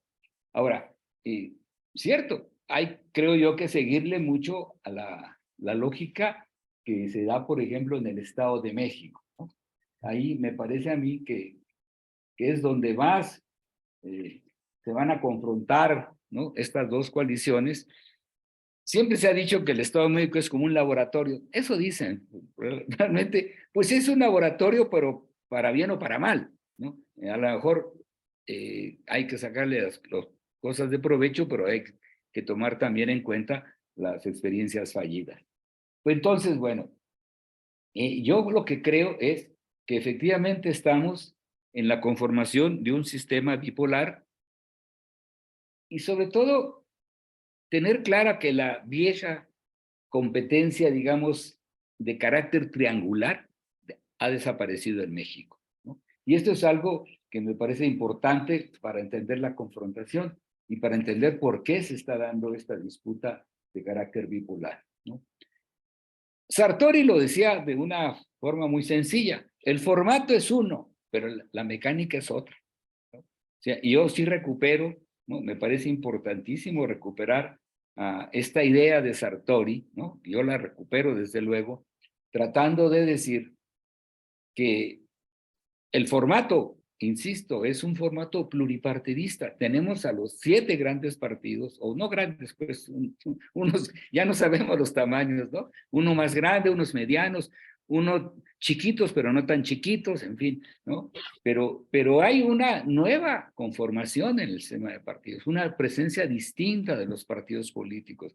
Hoy, por ejemplo, pues si bien Morena es el gran partido, después del PRI y el PAN, ¿no?, el que sigue de tamaño es el Movimiento Ciudadano, ¿no? Y después viene el PRD, el Partido del Trabajo y tal vez el Verde, que están en cierto momento a punto de perder su registro. No sabemos si lo van a mantener. Ellos están jugándose elección tras elección su registro electoral, ¿no? El PRD, insisto, el Partido Verde y el Partido del Trabajo. Y bueno, entonces, yo lo que quisiera también un poco es recomendar este texto del que estamos partiendo todos, este libro, ¿no?, de la 4T y el régimen político. Yo creo que es un libro muy interesante, muy actual, ¿no?, muy importante, y bueno, creo que se puede conseguir en edición digital, pero en el cual yo, al menos, lo que hago es una especie de historia del camino de la transición, ¿no?, y cómo fue el sistema de partidos de la transición. Y bueno, un poco para terminar en términos, digamos, más sistemáticos, me parece muy importante señalar, para decir y definir el carácter del sistema de partidos en el caso de cualquier país, es necesario que pasen varias elecciones, no porque, bueno, a muchos autores les ha dado por decir que hay, ¿no?, cuando hablan de cambios electorales, ¿no?, entonces quieren un poco entrarle explicándose las cosas a partir del realineamiento, un realineamiento electoral. Pero y así, pues, otras categorías que se están utilizando mucho hoy en día es, por ejemplo, la idea del populismo, ¿no? Y lamentablemente, cuando los autores se enmarcan en una de las 2 o 3 posiciones que hay, ya nadie los saca de ahí, ¿no? Y esto es terrible porque pareciera de repente que es muy difícil discutir con ellos, ¿no? Si alguien considera que el populismo es, por ejemplo, una agresión a la democracia, se vuelve imposible discutir con él, ¿no? Si alguien dice, no, el populismo es una manera de llamar la atención sobre la crisis de la democracia, bueno, pues también sí, se puede terminar siendo una discusión imposible, ¿no? Entonces, bueno, creo que entonces, ¿no?, eso es lo que estamos observando. Decía yo, en las coaliciones de carácter bipolar o confrontaciones bipolares que estamos viendo, que no solo es en México, ¿no? Yo creo que hay ejemplos muy claros de lo que estamos viendo en España, por ejemplo, ¿no? O hemos visto en Uruguay.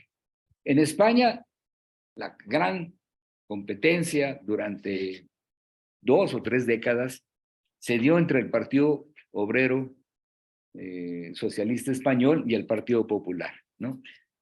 Hoy ninguno de estos dos partidos tiene capacidad para ganar y ser mayoría en el Congreso en España. Requieren, ¿no?, de otros partidos hoy en día más o menos pequeños, pero muy significativos en la vida política española. O sea, el hecho de Podemos, el hecho de Vox, que están presentes en la vida política, diferentes ya, ¿sí?, que los otros dos grandes partidos, ¿no?, deja entrever, ¿no?, que hay espacios políticos para muchas fuerzas políticas.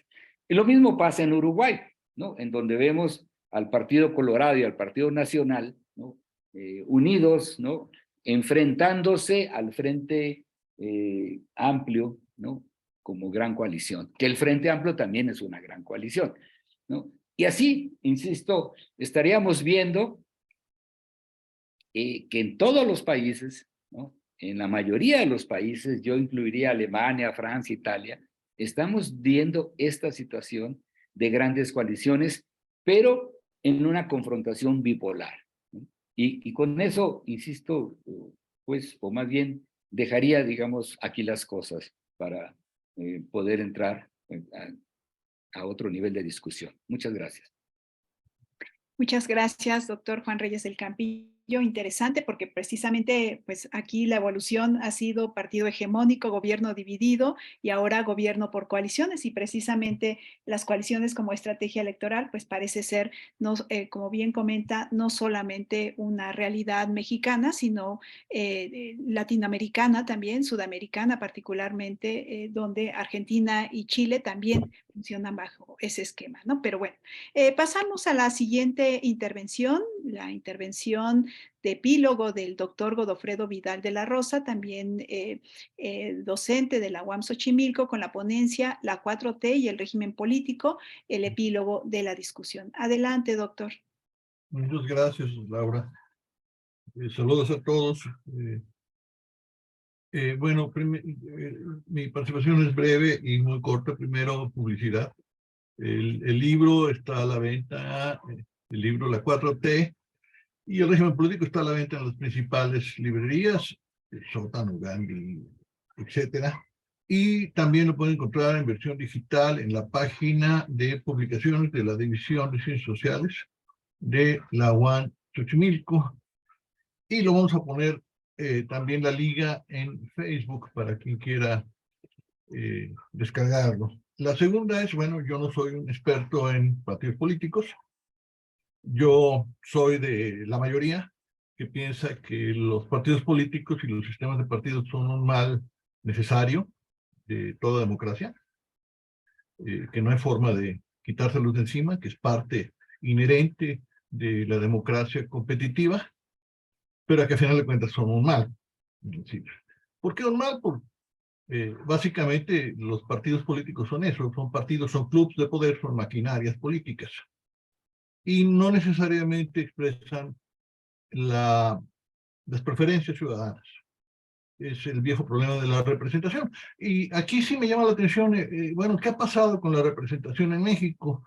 ¿Es el sistema de partidos políticos representativo en un sentido satisfactorio? Ya no en un sentido literal, numérico, total, sino satisfactorio de las preferencias ciudadanas. Bueno, es una cuestión abierta todavía. Yo creo que ha habido dos grandes transformaciones, no en el régimen, como bien lo dijo Rosiles, sino en el sistema de partidos en 94, que se instauró lo que Reyes es el tripartidismo, yo le llamo tripartidismo de facto en el régimen político mexicano, y que dura hasta 2018. En 2018 no colapsan los partidos, colapsa el sistema de partidos por una transferencia de votos masiva hacia un partido emergente, algo novedoso y muy del siglo XXI, bueno, muy de la época moderna, pero en el siglo XXI es muy característico. Los partidos emergentes no antisistema, porque son parte del sistema, pero sí anti-instituciones, que es el caso de Morena. Esos son momentos críticos en los cambios de partidos, que me parecen muy interesantes. Las discusiones han mantenido la pregunta de si Morena es un partido autosustentable y en qué términos. En términos de coaliciones efectivas, en términos de traspapelar cuotas de poder entre élites políticas, en términos de mantener su activismo durante y más allá de el capital carismático del presidente. Todas son preguntas abiertas, no las sabemos. Lo que sabemos es que tenemos un nuevo sistema de partidos abierto. Yo coincido, no ha cerrado. Reyes dice, vamos hacia un bipartidismo de facto. ¿Ok? Y la representación, ¿cómo la afecta? Es un tema, en cierto sentido, descuidado en la ciencia política mexicana. Miren, hablamos mucho de las grandes transformaciones en los procesos electorales, bueno, en los partidos, pero la abstención se ha mantenido en un promedio del 40%.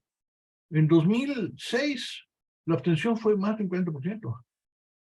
En 2012, aquí tengo los datos, en 2012 fue el 41, fue el 45, en 2006 fue el 36.58, 2006, tan competida, tan crítica, tan crispante esa elección. Bueno, casi 4 de 10 potenciales electores no fueron a las urnas. Y en 2022, en 2018, donde hablamos de la gran transformación, hay una abstención del 36.58%, casi 37%. Es decir, hay un vacío enorme de representación en el sistema de partidos y en los partidos. Y eso es una cuestión que a mí me parece que no se ha abordado suficiente y que pues ameritaría, yo creo, que nuevos coloquios, nuevos libros y un montón de investigación más. ¿Dónde está ese vacío? ¿Cómo explicamos esta fractura entre el votante, el ciudadano, el derecho a votar, y lo que los partidos, lo que esas maquinarias de poder ofrecen? Bueno, eso es rápidamente una serie de comentarios de un no especialista en el tema, ¿no? De un definitivamente novato y no especialista en el tema, pero quisiera dejarlo ahí por el momento. Bueno, y agradecer a todos los colaboradores, que fueron 16, para elaborar 15 ensayos, que a mí me parecen todos de muy alto nivel, que colaboraron en el libro. La 4T y el régimen político. Realmente fue una convocatoria espontánea que recibió una respuesta espontánea y de gran calidad, de gente súper profesionista, súper profesional, súper comprometida con su profesión, con su disciplina. Y yo creo que, bueno, que el aplauso es de ellos y que pues hay que seguir trabajando en esto. Agradezco muchísimo a la doctora Laura Valencia, coordinadora del doctorado en Ciencias Sociales de la UAM Xochimilco, por su apoyo valiosísimo en este hecho. Y espero que podamos volver a realizar eventos de este tipo con su patrocinio y anfitrionía. Es todo y gracias. Muchas gracias, doctor Godofredo Vidal. Interesante también lo que comenta sobre el apartado de la representación política. Definitivamente el cambio no solamente es de los partidos, sino también de los votantes. Entonces, habría que explorar esa otra línea. Bueno, pues agradecemos mucho la intervención de los ponentes y abrimos aquí la discusión al público que nos sigue por Facebook Live con sus preguntas y las respuestas pues serán en el orden de intervención. Ricardo, ¿tendremos preguntas, por favor? Claro, doctora. Tenemos diferentes comentarios en el Facebook Live en donde agradecen sus intervenciones. Por ejemplo, Joan Osornio nos menciona: Muy interesante los planteamientos que se vierten. Saludos saludos a quienes participan, enriquecen el análisis político. Tenemos dos preguntas para el doctor Rosiles, en la cual indica lo siguiente. ¿Cuáles son las diferencias entre el análisis multinivel o multiámbito municipal, estatal y federal respecto al análisis multiterritorio? Asimismo, hay otra pregunta adicional. ¿Podría pensarse al multiterritorio como una región y a partir de esa región diseñar el análisis? Asimismo, tenemos otra pregunta para el doctor Juan Pablo Navarrete. En sus postulados del partido activista, ¿qué peso tendrá en Morena cuando ya no se cuente con el liderazgo de Andrés Manuel? Esas son las preguntas que tenemos. Si puedes leer también los comentarios, de una vez yo creo que habría alguna reacción de parte de nuestros invitados. Claro que sí, leemos los comentarios. Eugenio Santillán Gutiérrez manda saludos desde Zamora, dice que muy importante los comentarios vertidos. Joan Osornio, muy interesante los planteamientos que se vierten. Y esos son los comentarios que tenemos. Ok, bueno, entonces, Javier, por favor, si quieres empezar. Sí, muchas gracias. Bueno, pues interesantes las dos preguntas. Yo creo que las puedo conceñir en una sola respuesta. Bueno, lo que yo estoy planteando, evidentemente no es una idea propia, sino que surge a partir de la revisión de otros textos que curiosamente no tienen que ver con ciencia política. Eso fue lo interesante, ¿no? En donde yo lo que veía, digamos, es, o sea, todo esto que estoy proponiendo, pues surge a partir de la realidad, hay que decirlo, ¿no? O sea, yo, pues, como ustedes lo saben, viví mucho tiempo, toda mi vida en Ciudad de México, ¿no? Y cuando me voy a Michoacán, pues uno empieza a ver una realidad muy distinta, ¿no? Y esa realidad ayuda a encontrar cosas que no observamos en Ciudad de México, con esta visión, pues con todo respeto, pues muy del centro, ¿no? Y entonces, lo que yo empiezo a observar es que el analizar, el dividir los territorios en municipio, estado y federación no es suficiente, sino que lo que necesitamos es entendernos de manera multiterritorial. Es decir, voy a poner un ejemplo. Imagínense ustedes la disputa de un municipio, un distrito local y un distrito federal. La disputa es muy diferente, ¿no? O sea, por ejemplo, si el PRI domina el municipio, pues va a querer para sí ese municipio, pero si el PRI sabe que en el distrito federal, por ejemplo, sus votos son insuficientes para ganar la diputación, lo que yo observé es que se negocia, ¿no? Entonces, lo que tenemos son estructuras que, y esto ya se puede ver empíricamente en los estados, o sea, y le pasó a Morena en 2018, o sea, el tsunami, digamos, que empezaron a hablar muchos analistas, se debió en la elección presidencial. Pero si ustedes revisan la elección municipal, Morena solamente ganó el 17% de los municipios, ¿eh? O sea, no, el tsunami hubiera sido que ganara todo, los municipios, las gubernaturas y todo, pero eso no ocurre, o sea, entonces lo que yo observo es que hay negociaciones en los que se disputa el territorio de manera diferenciada. Por ejemplo, yo tengo casos en los que el PRI dice, yo me quedo con el municipio, pero apoyo a tu diputado federal del PAN sin ningún problema, ¿no? Entonces, no tiene que ver solamente con regiones, sino lo que hay que entender, me parece a mí, es que son territorios que se sobreponen a otros territorios, por ejemplo, el distrito local, el distrito federal, el municipio, la gubernatura. Entonces, cada uno de esos territorios se disputa de manera diferenciada. Y entonces eso complica mucho el análisis, pero nos permite entender mucho de lo que está pasando. O sea, ustedes tienen municipios en donde panistas apoyaron a priistas con tal de que esas estructuras priistas apoyaran, por ejemplo, la diputación local, la diputación federal, ¿no?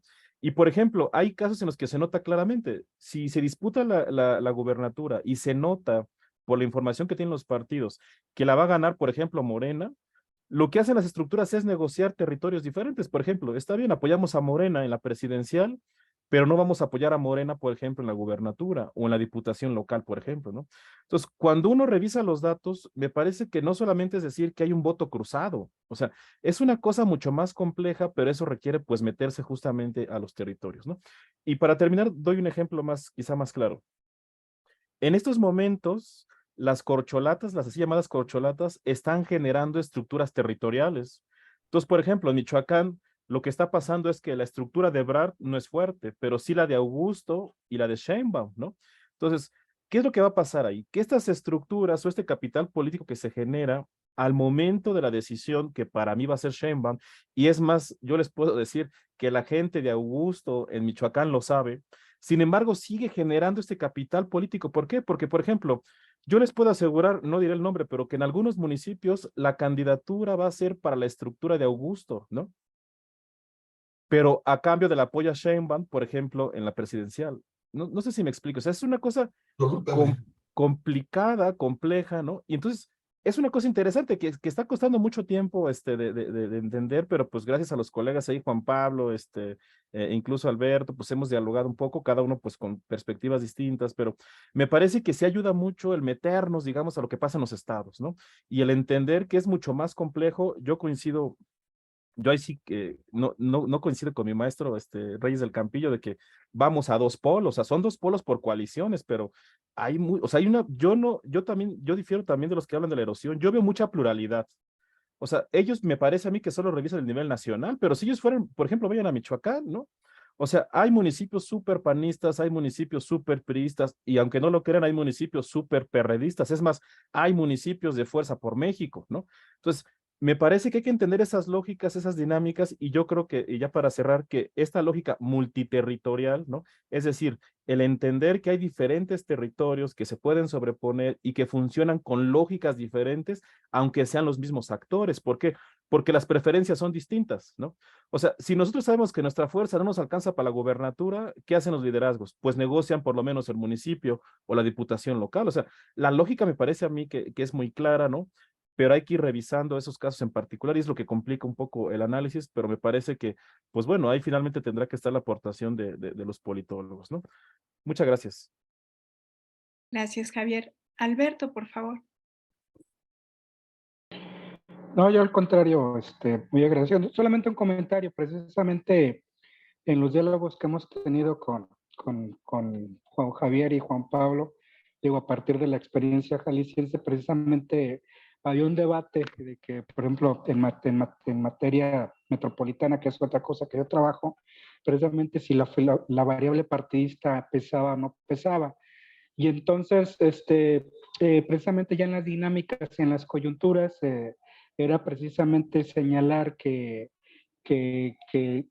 generalmente habría que matizar, sí es importante la lógica de los partidos políticos, la identificación y la disciplina partidaria, pero en muchas ocasiones lo que explica a un nivel meso y micro territorial son la lógica de los grupos y las facciones al interior de las fuerzas políticas. Entonces, yo al respecto tendría que decir que sí, hasta las mismas fuerzas, los actores y los electores saben ese rol, por decirlo así, de si la elección es presidencial, si la elección es subnacional o local, y entonces es lo que se dan en algunos territorios más que otros, la capacidad del voto diferenciado, cruzado, y al final lo que a veces se olvida por una mirada completamente nacional es que lo que existe en muchos casos son gobiernos yuxtapuestos, ¿no? Ese es el resultado precisamente de esas dinámicas territoriales que a veces se ignoran desde una mirada nacional. Solamente tendría que decir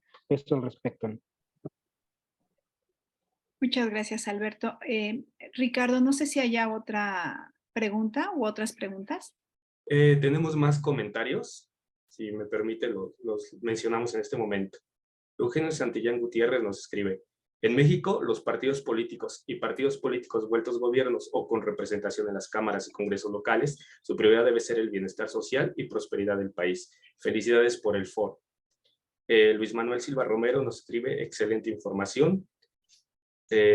Enrique Jiménez Oliva nos escribe que gracias al doctor por la información vertida respecto a sus preguntas. Asimismo nos escribe que para esta última reflexión del doctor Vidal, puede ser que en el imaginario colectivo del partido político es igual al gobierno o por lo tanto como los rendimientos de los gobiernos, resultados de las políticas públicas es malo y por lo tanto no simpatiza con los partidos políticos. Esos son los comentarios que tenemos en Facebook. Ok, bueno, pues me gustaría cerrar con un último comentario de parte de ustedes. Si quieren, empezamos con Juan Pablo Godofredo y luego Javier y Alberto, ¿no? Si quieren hacer un comentario final para concluir con esta sesión. Por favor, Juan Pablo. Bueno, creo que sí me habían hecho una pregunta. Ah, ok. ¿Me repite la pregunta? No, ya tengo la respuesta y ahí me despido, ¿no? La Ok, pregunta era muchas gracias. ¿qué peso tendrá AMLO cuando ya no esté en Morena, no? Bueno, esa es la pregunta del millón. Siempre la hacen en los congresos y en las ponencias, pero más o menos también ya tengo articulada la respuesta, ¿no? Lo que vamos a ver eventualmente, si es que Morena gana la presidencia de la República, pues va a ser un escenario inédito, ¿no? Un escenario inédito donde va a estar conviviendo un expresidente, si así pasara, bueno, digo si así pasara, por las encuestas que hemos visto durante todo el año, son consistentes, ¿no? Una amplia posibilidad de que esto ocurra, pero pues pasaría a una faceta informal, ¿no? De ahí las categorías de Duverger, del jefe aparente, del jefe real, creo que siguen siendo vigentes, ¿no? A 80 años de que ese libro se escribió por Duverger. Y qué tanta influencia informal tendrá, pues eso sí tenemos que esperar, ¿no? O sea, qué tanta cercanía o qué tanta lejanía podrá tener el expresidente, así, por así decirlo, y la nueva presidenta o el nuevo presidente, si es que así pasara por Morena, quien sea, pues tendríamos que esperar, ¿no? Lo que sí tenemos es que ese nuevo presidente o presidenta pues deberá construir su propio poder, ¿no? Es un poder grande, ¿no? Porque el próximo año, bueno, en este es probable que gane Estado de México, según las encuestas, pierda Coahuila, pero el próximo año, por lo menos de las 9 gubernaturas en disputa, Morena tiene preferencias para ganar en 6 de las 9. Es decir, acrecentarían 2 gubernaturas más que no tienen. Entonces llegarían a finales de 2024, bueno, en junio de 2024, con 22 de 32 gobernadores.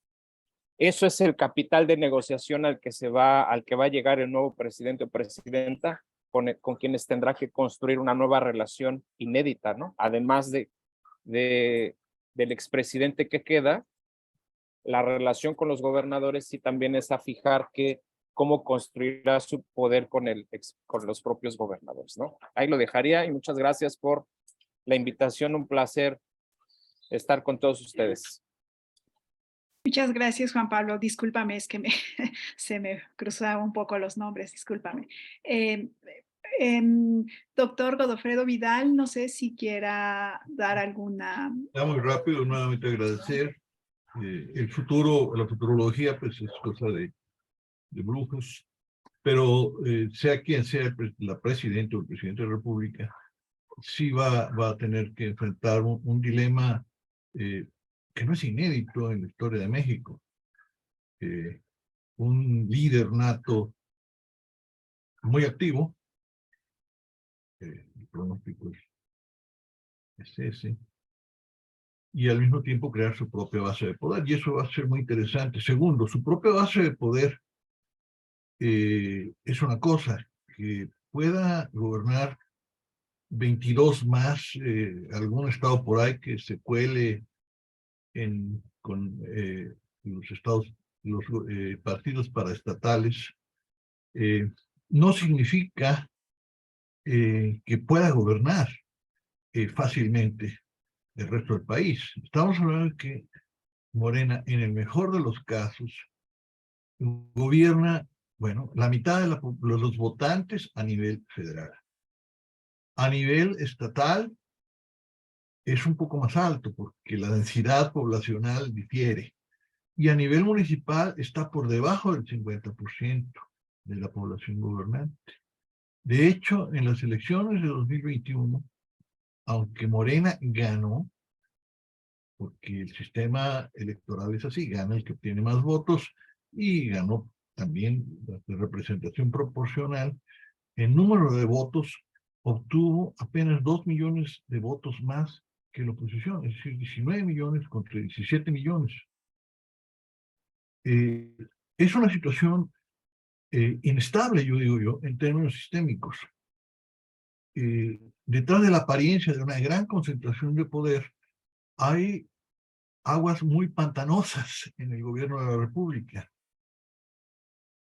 La concentración de poder a nivel federal o incluso en los estados no significa que se tenga una clara política de gobernación, de arreglo de conflictos, de gobernanza social, no nada más de ganar elecciones en el país.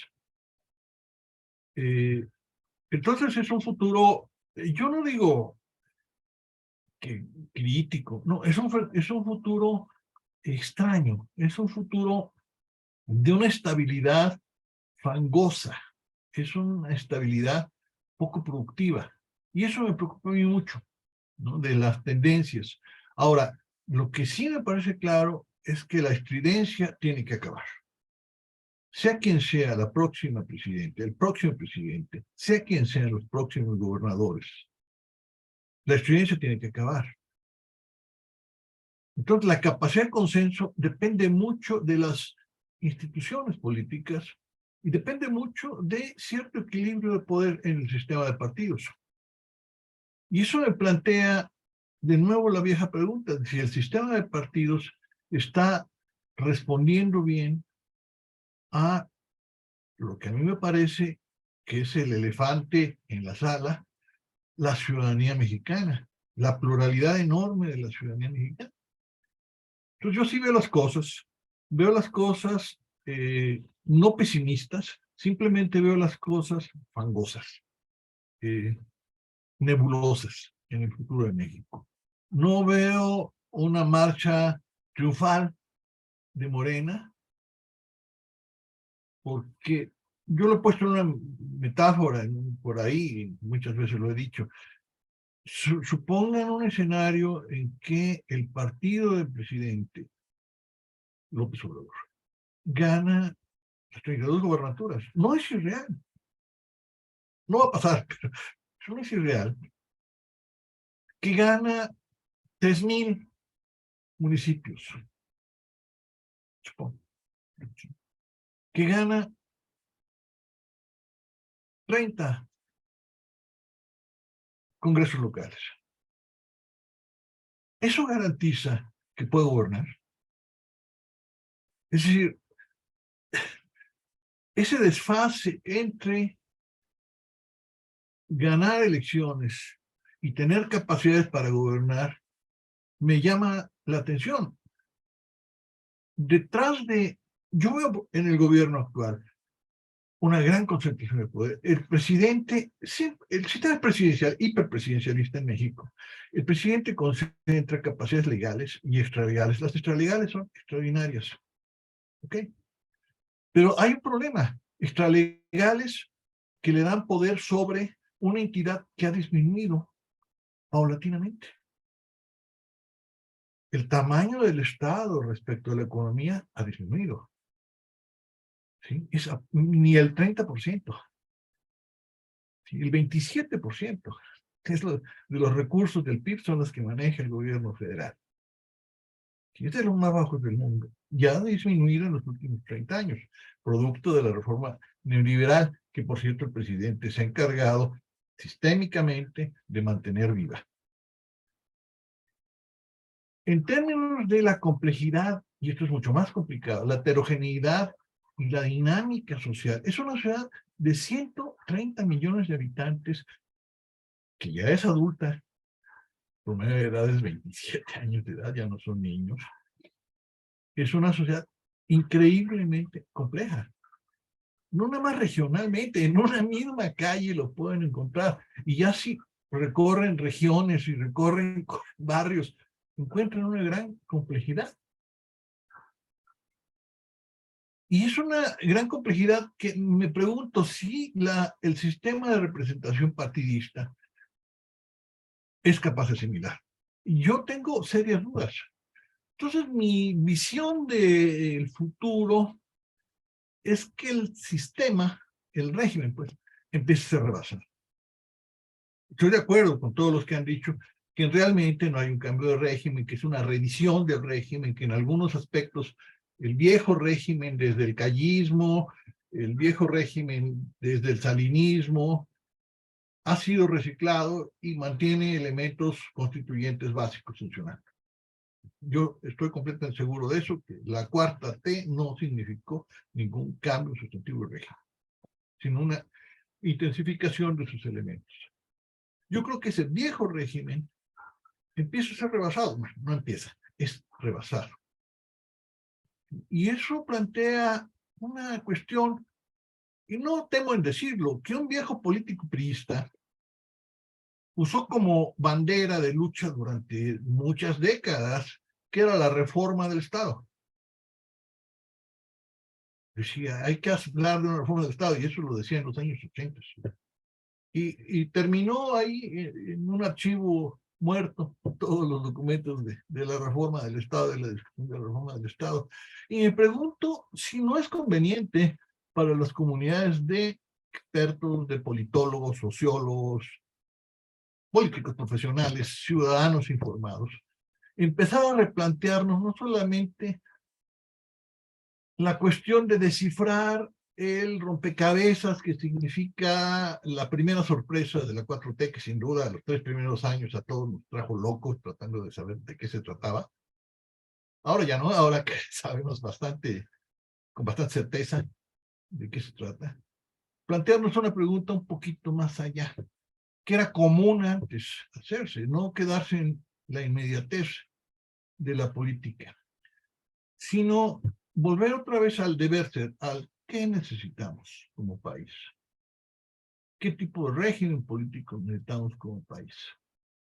El sistema presidencialista, tal como lo conocemos, con sus distintas variantes, desde Calles, el echeverriato, el salinismo, el obradorismo, ¿dan para más?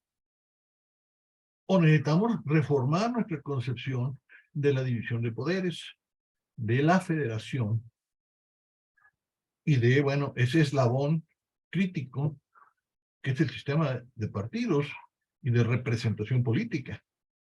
Y son preguntas muy abiertas, no tengo la respuesta, aunque estoy seguro de que todos nosotros hemos trabajado y estamos pensando en ello. Y lo que necesitamos es un hilo unificador, un canal unificador que pueda reunir nuestras energías plurales hacia una pregunta: el futuro del Estado mexicano, el futuro del sistema político mexicano y el futuro del régimen político mexicano. Es decir, ¿cómo vamos a heredar este país a nuestros hijos? ¿Cómo un visitante del año 2050 va a ver este país en el año 2050, que no falta mucho, faltan 2 décadas, una generación? Esas son, digamos, las palabras con que quiero terminar, y pues, volver a agradecerle su colaboración y a esperar que tengamos la oportunidad de seguir colaborando muchas veces en el futuro próximo. Muchas gracias. Muchas gracias, doctor Vidal. Javier, ¿alguna reflexión final? Sí, muy, muy rápido. Pues yo nada más quisiera agradecer, o sea, agradezco el espacio, tanto en el del libro, como este espacio, ¿no? Que nos brindas, doctora, desde luego la UAM, pero pues también tú eres quien lo operacionaliza, digamos, ¿no? Muchas gracias, porque sí me parece que hacen falta espacios de estos, ¿no? O sea, a veces uno tiene otros espacios más como de coyuntura y pues bueno, así uno también me parece que es bueno estar ahí, ¿no? Pero agradezco mucho espacios como estos donde nos permiten tanta profundidad como lo que acaba de comentar, por ejemplo, Godofredo, ¿no? Sobre lo que habrá que seguramente seguir reflexionando, y además espacios, insisto, el libro como este, pues donde nos permiten de manera plural, porque aquí algunos, bueno, a todos los considero amigos y amigas, pero justamente o sea, no estamos de acuerdo en todo, básicamente, ¿no? Entonces, me parece que hay que privilegiar esos espacios, ¿no? Y también, pues, porque, bueno, hay que decirlo, pues el doctorado de Ciencias Sociales es un doctorado, me parece a mí, bastante reconocido, ¿no? Y que nos permite, pues, platicar con sus estudiantes. Yo les recomiendo anímense a hacer categorías, ¿no? Porque cuando uno se plantea hacer categorías, pues recibe una andanada de críticas, lo cual está bastante bien, ¿no? Salir un poco de la comodidad, ¿no? De las categorías que ya otros clásicos y reconocidos hicieron. Desde luego hay que partir de ellos, ¿verdad? No los podemos quitar, pero me parece que se puede dar ese pasito a proponer cosas distintas, porque la realidad me parece que así lo demanda, ¿no? Entonces, yo los invitaría a quienes nos ven, particularmente a los estudiantes, pues que se animen a hacer este tipo de cosas, ¿no? Bueno, y pues muchas gracias otra vez. Gracias. Gracias, Javier. Alberto, ¿alguna reflexión final? Yo al contrario, yo muy agradecido por la invitación en particular del doctor Vidal y obviamente estar con la comunidad del doctorado en Ciencias Sociales, y me sumaría pues a otro comentario aunado a lo que señala Javier de animarse a los estudiantes a ser provocadores intelectualmente él lo señala con categorías. Siendo también doctor en Ciencias Sociales, a mayor pues diálogo interdisciplinario, precisamente porque a veces cuando aquí en tono de broma, cuando le digo a Javier y a Juan Pablo que a veces la ciencia política se reduce a nada más contar votos y partidos, digo ya, y eso va también una crítica pues precisamente a la gran pregunta que plantea y la reflexión que hace finalmente el doctor Godofredo Vidal de la Rosa, es decir, que volver a la parte del deber ser, a mirar y escapar a la coyuntura, porque sí, proceso tras proceso electoral es regresar a estos problemas. Lo importante, yo igual, en el momento de nuestra transición, no se ha abordado esta gran temática de lo que implicó en su momento la reforma del Estado, diversos ámbitos de política pública, señalaba, pero en esta coyuntura, y ya con esto cierro, que señalaba a partir de la misma historia del doctor Godofredo y de la pregunta que plantea el público y se le hicieron a Juan Pablo es, bueno, la pregunta que será en la coyuntura y quien gane es realmente si va a querer gobernar. Si va a querer gobernar va a implicar precisamente confrontar a Andrés Manuel López Obrador en una paradoja de un actor que independientemente de las filias y fobias que haya tenido, que le gusta acumular y tener el poder, pero no precisamente para gobernar a una sociedad compleja, heterogénea, tomar decisiones, asumir los costos en una cuestión que no solamente es también y va implícito a nuestra transición y nuestra política mexicana de preocupada mucha por obtener el poder, pero una vez obtenido el poder, pues ¿para qué? O sea, pues, es la otra cara de la moneda, ¿no? Que es precisamente por eso les decía que hay que emplear un poco la mirada y es cuando la cosa se hace más compleja porque las temáticas, los ámbitos en la toma de decisiones y en la política pública, boom, es compleja en ese aspecto, ¿no? Y muchísimas gracias por la invitación y un saludo para todos.